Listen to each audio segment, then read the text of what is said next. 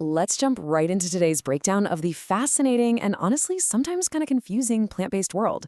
Whether you're making a personal change or just trying to figure out what to cook for your friends without causing a massive scene, we're going to clearly map out the boundaries, definitions, and philosophies at play in the source material. So let's make sense of it all together. Think about this surprisingly complex question for a second.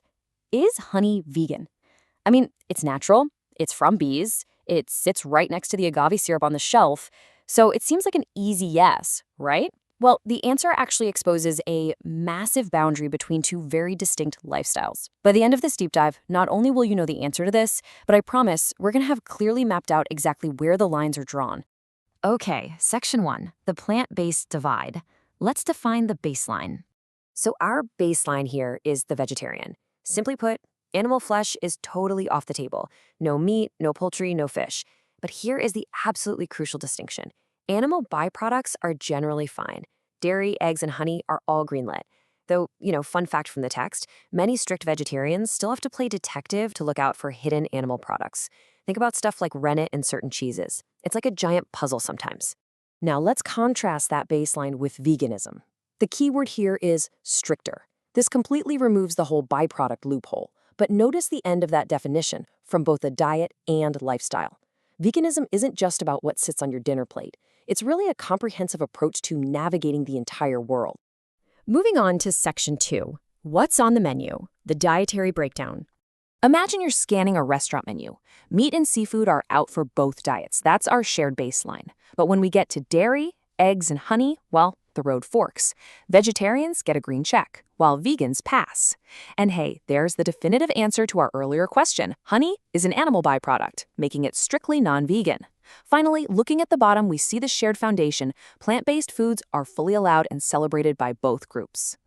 Section 3, Shades of Vegetarianism, Navigating the Gray Areas. You see, vegetarianism isn't just a monolith. It actually operates on a spectrum. You've got lacto-ovo vegetarians, which is definitely the most common, enjoying both dairy and eggs. Drop the eggs, you're a lacto-vegetarian. Drop the dairy, you're ovo. Then we have pescatarians. They eat seafood, but absolutely no meat or poultry. Dietary purists love to argue if pescatarians actually belong in the club, but practically speaking, they sit comfortably right under this broader plant-based umbrella. All right, section 4, beyond just the diet, the ethical core. We've spent a lot of time talking about food so far, but what happens when we look beyond the plate? Well, this is where the divide truly deepens. Vegetarianism is often a dietary choice, usually driven by health goals, religious beliefs, or environmental awareness. Veganism, however, operates from a completely different starting point. It's an ethical philosophy. The core driving force here is the deliberate, strict avoidance of all forms of animal exploitation. And because of that ethical core, veganism impacts almost every single consumer choice you make. It means checking your closet to purge leather, wool, silk, and down. It reaches right into your bathroom, requiring cosmetics free of animal testing or hidden ingredients like carmine, which, by the way, is a red dye derived from crushed beetles. Yikes! It's a comprehensive commitment requiring constant, daily vigilance in our modern consumer world. Section 5, the nutritional reality check. Health and nutrition. Moving from philosophy back to physiology for a second, let's talk health. And the great news? Regardless of the path, both choices offer absolutely incredible shared benefits. Adopting either diet leads to significantly lower cholesterol levels and a decreased risk of heart disease.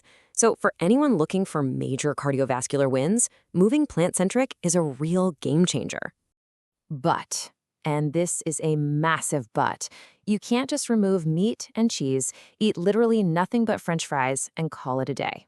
You have to deliberately plan your meals to secure 4 specific nutrients: vitamin B12, iron, calcium, and protein. Without a solid game plan, you risk completely undermining the exact health benefits you're chasing in the first place. Now, for vegans specifically, there is one absolutely crucial nutritional caveat, and that's vitamin B12.